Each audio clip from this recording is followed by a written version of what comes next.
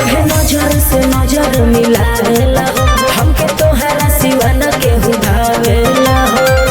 चुमा देता देखले चूरी हार गोरी, चुमा देता देखले चूरी हार गोरी। का तो ठाकुर जी के रखले बाड़ू भतार गोरी, का तो ठाकुर जी के रखले बाड़ू भतार गोरी। झूठ मत बोलो।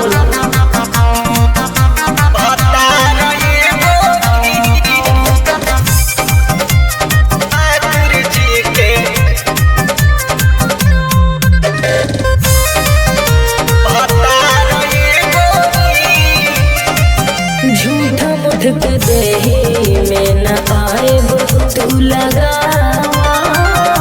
दोसरा केहू के बहकावा में न आवा।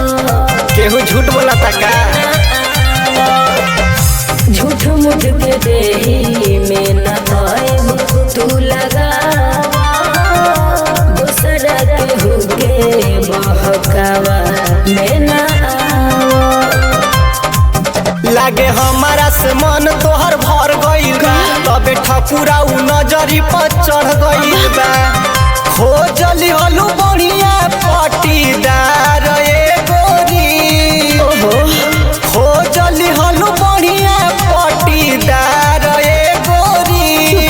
का तो ठाकुर जी के रखले बाड़ू भतार गोरी, ऐसन मत का कहो। तो ठाकुर जी के रखले बाड़ू भतार गोरी।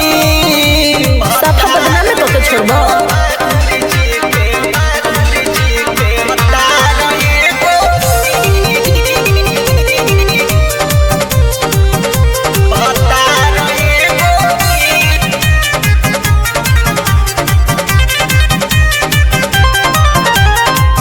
तोहरे बानी अभियो बतिया कह तानी साच हो, प्यार बना सोना कब आवे देहब आँच हो। विश्वास करो आँच हो। तोहरे बानी अभियो बतिया कह तानी साच हो, प्यार बना पिंटू प्रीत आवे देहब आँच हो। मेरा यकीन तो कीजिए। तो मीठी मीठी बात बतियावतारू हो, जवन गलती बाबू नहीं बतावतारू हो। कुंदन के कोइलू दिल पवार गोरी, कुंदन के कोइलू दिल पवार गोरी। तो ठाकुर जी के रखले बाड़ू भतार गोरी, का तो ठाकुर जी के रखले बाड़ू भतार गोरी। अरे शक मत करो। का तो ठाकुर जी के रखले बाड़ू भतार